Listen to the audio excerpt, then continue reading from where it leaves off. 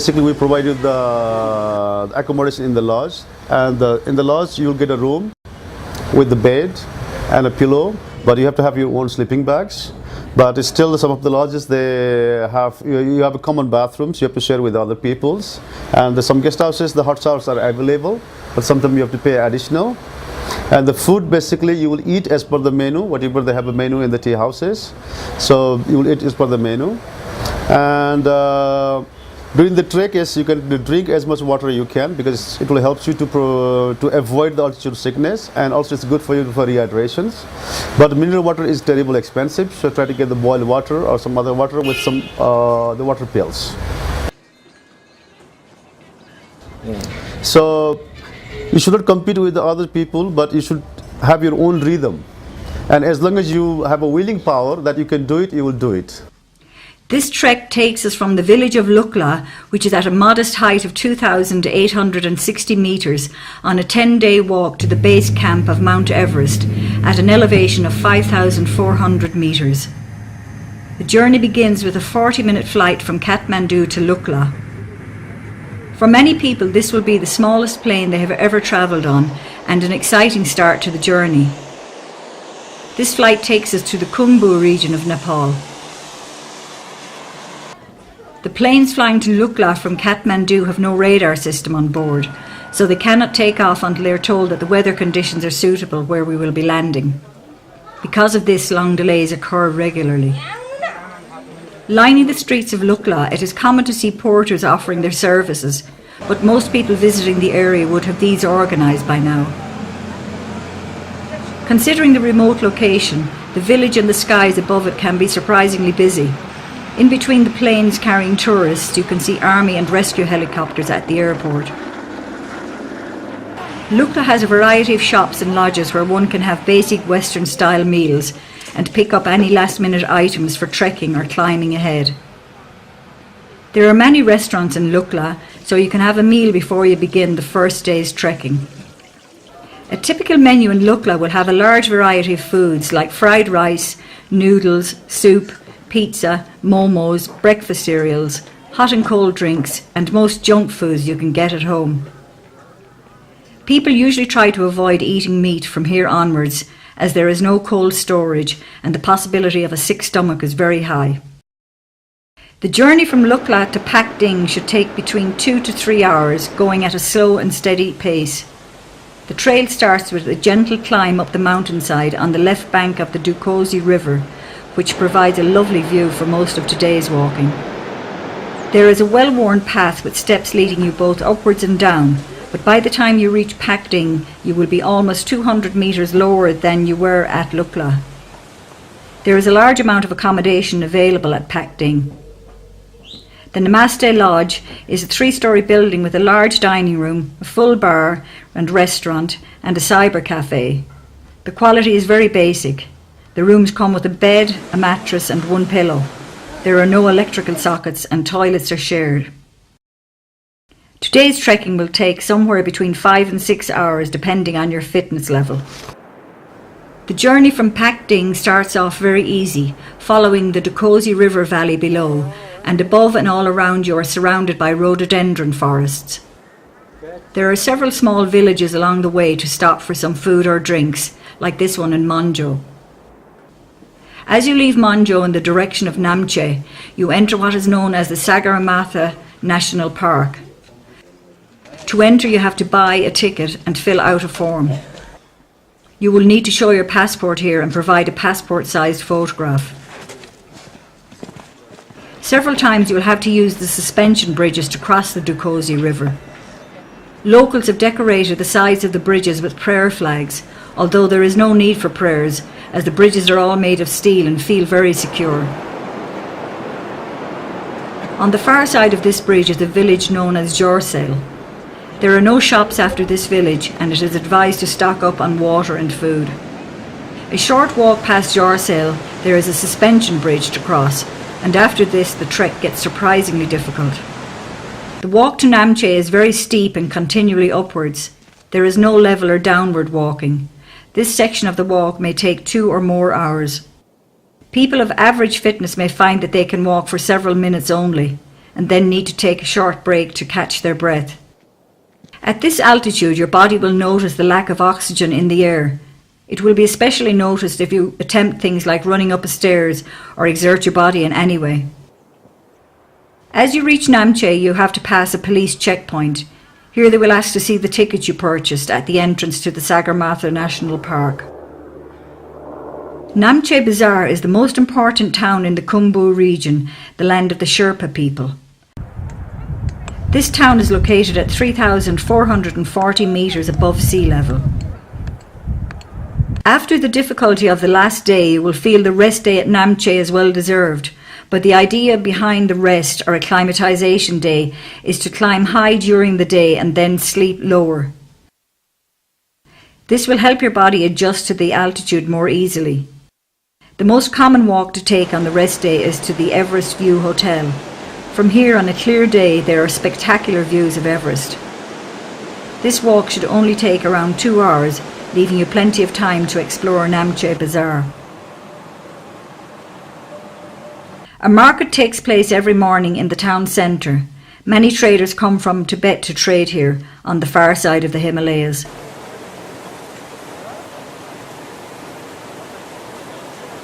Looking from a distance, it looks like a second-hand clothes market, with everything spread out on the ground. But in fact, most of the goods you will find here are new imitation climbing gear. There is a big difference between the tourist prices and local prices, so if you want to buy something here and have a porter or a guide, get them to make the purchase for you.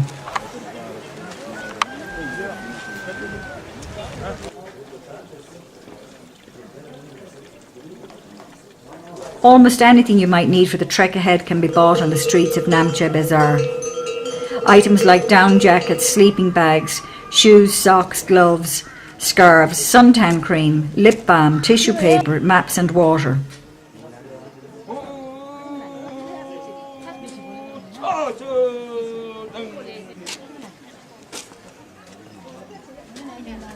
Namche Bazaar has many internet cafes, making it one of the few places in the region where trekkers can access the internet. The internet cafes connect via satellites, and so the resulting connection speed is slow. The village also contains a German bakery, well known in the region for providing good quality Western food, including pizza. The walk from Namche to Tengboche should take between 5 and 7 hours. It begins with a very steep and tiring walk up out of the village. There is a large amount of construction taking place in Namche, with many new lodges being built. The sound of stone being cut is very quickly replaced with the sound of the wind blowing in the trees and the calming sound of the yak bells. The atmosphere has changed so quickly. Tengboche Monastery can be seen in the distance on a clear day, as well as the summit of Everest. After about 20 minutes walking, the ground levels off and you'll find your pace increase. After an hour or two of level, easy trekking, you have to walk downhill, losing much of the altitude you gained over the last day, so you can use this old bridge to cross the river.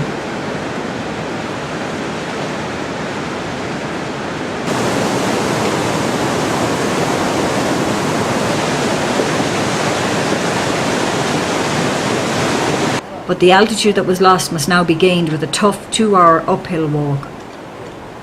Most people will stop here and have their lunch before attempting to make the final push for Tengboche.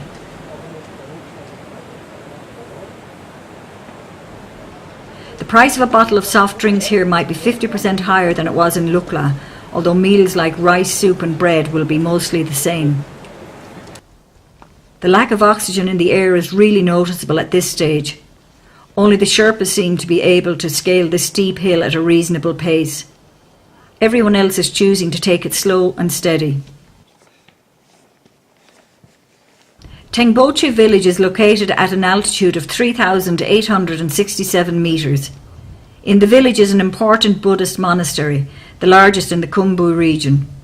The structure was built in 1923 but was destroyed by fire in 1989. It is rebuilt with the help of volunteers and the provision of foreign aid. From here there are great views of Everest and Ama Dablam.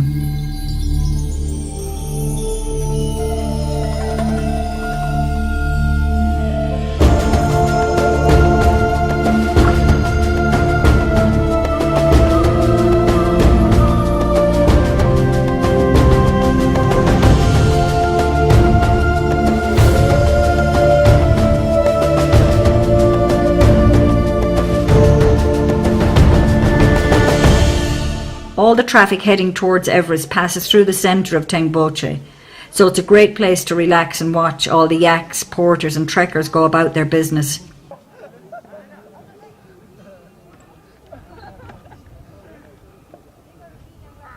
There is a large green area in the centre of the village for camping and several lodges to choose from.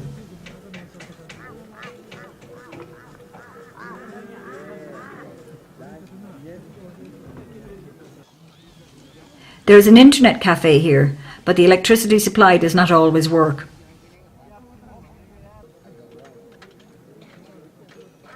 There is a bakery in the centre of the village which claims to be the highest in the world, and at nearly 4,000 metres it's easy to believe.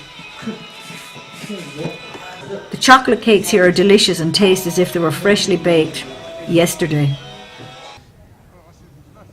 The quality in the lodge is a little lower here than in Namche. The dining area is uncomfortable, with the small stove only providing heat to the people sitting directly around it. Most people will eat their food by 7 p.m. and go to bed.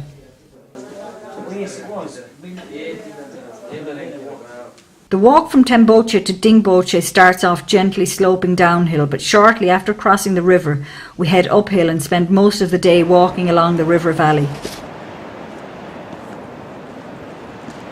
Many people visiting this region of Nepal will only go as far as Tengboche, so from here onwards there are less trekkers, porters and yaks along the path. There are some lovely family-run tea houses to stop in along the way, serving up tasty drinks like hot lemon or yak milk tea.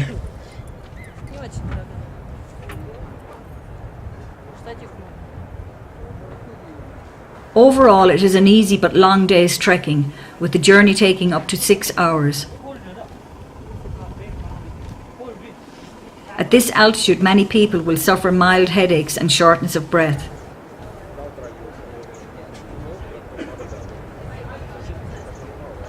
The village of Dingboche is located in the Chukhung Valley at an altitude of 4,530 metres. Trekkers will usually spend 2 nights in Dingboche for acclimatisation purposes.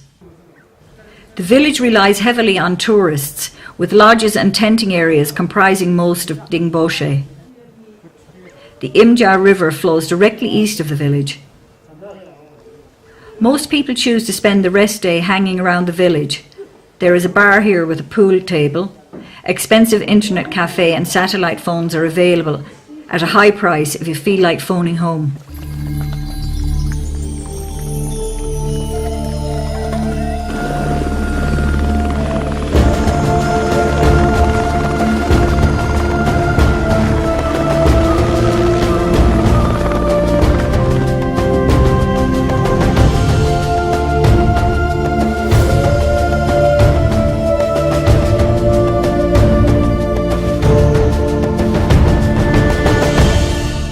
The day starts off with a steep climb up the edge of a hill, providing a great view down into the Chukhung Valley, with Island Peak visible at its end.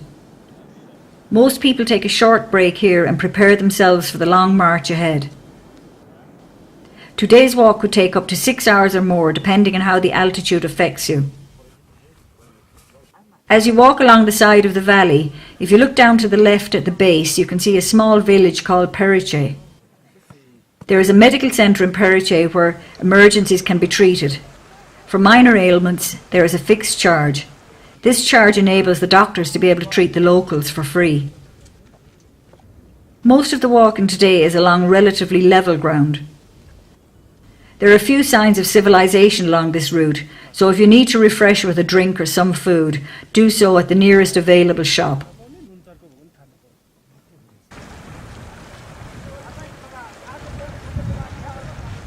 For the last hour or two, the ground becomes steep and rocky until you reach the small village of Lobuche. Compared to places like Dingboche or Tengboche, there is not really much here. 2 or 3 lodges and a camping area make up Lobuche. The village is quite exposed, and the high winds can cause a lot of dust to blow around the village. Because of this, most trekkers choose to relax indoors. The number of trekkers passing through this village can vary greatly, and it is common for there to be no accommodation available. Guests may be asked to share a room with a stranger or even sleep on the dining room floor. There is no way around this, as the nearest lodge is many hours' walk away.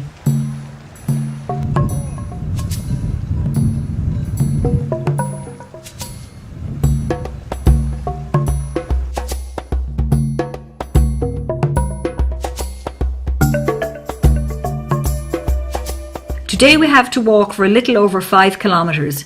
It does not sound like much, but at this altitude it may take anywhere up to 5 or even 6 hours. There is no clear path and you have to walk over loose rocks, which add to the difficulty. The small village of Gorak Shep is actually the original base camp for climbers heading towards the summit of Everest.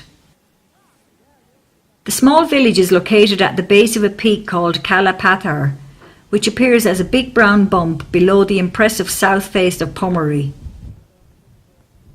Many trekkers in the region of Mount Everest will attempt to summit Kalapathar, since it provides the most accessible point to view Mount Everest from base camp to peak. Due to the structure of Everest, the peak cannot be seen from base camp.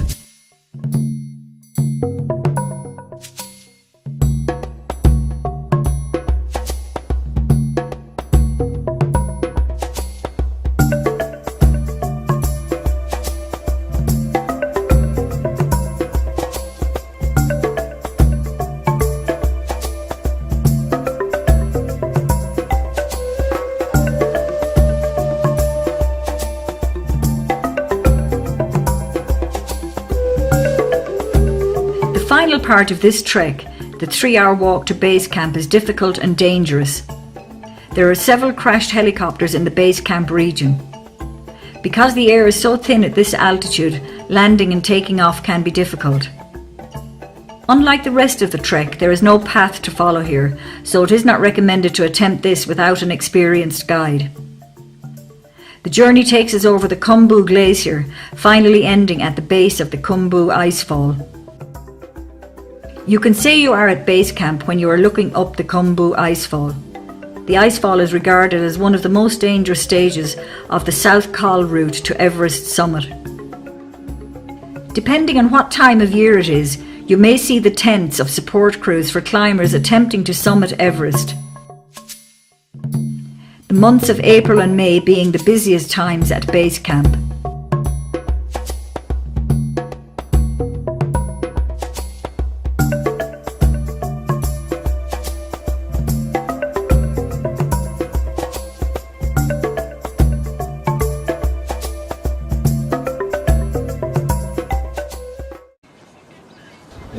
So you should not compete with the other people, but you should have your own rhythm. And as long as you have a willing power that you can do it, you will do it.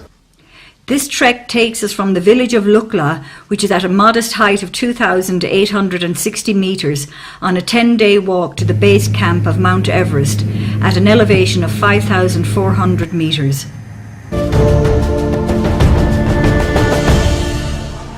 Basically, we provide you the accommodation in the lodge, and in the lodge you'll get a room with the bed and a pillow, but you have to have your own sleeping bags. But it's still, some of the lodges, they have, you have a common bathrooms you have to share with other peoples, and some guest houses, the hot showers are available, but sometimes you have to pay additional.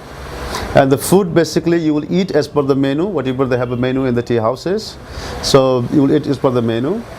And during the trek, yes, you can drink as much water you can, because it will help you to avoid the altitude sickness, and also it's good for you for rehydrations. But mineral water is terribly expensive, so try to get the boiled water or some other water with some the water pills.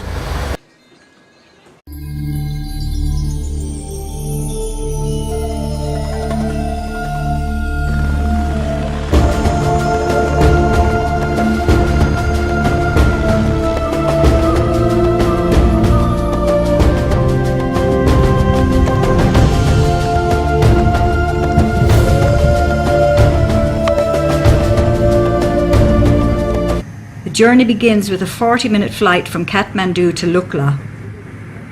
For many people, this will be the smallest plane they have ever travelled on, and an exciting start to the journey. This flight takes us to the Khumbu region of Nepal.